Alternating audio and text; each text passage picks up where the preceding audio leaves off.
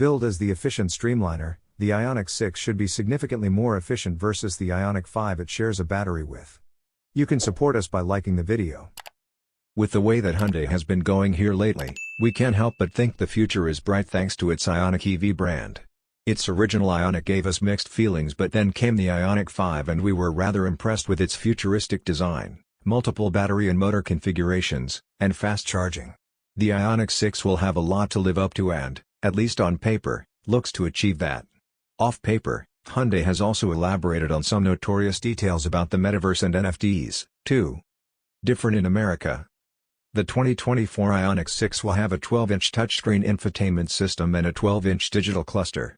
Out on the far edges of the dashboard are two screens, one for each side, and these will be used for the side views using digital outside rear view cameras.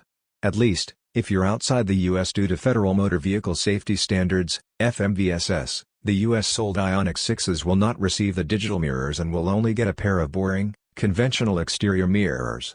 They also come with a drag penalty that we mentioned earlier in this story, with the 0.210 CD increasing to 0.215 CD thanks to the standard exterior mirror set.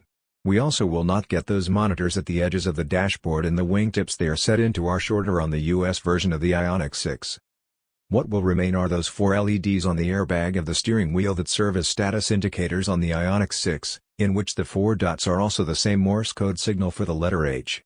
Remember, pixels are a theme with Ioniq, and the four dots on the airbag are much better looking than a large chrome H, in our opinion.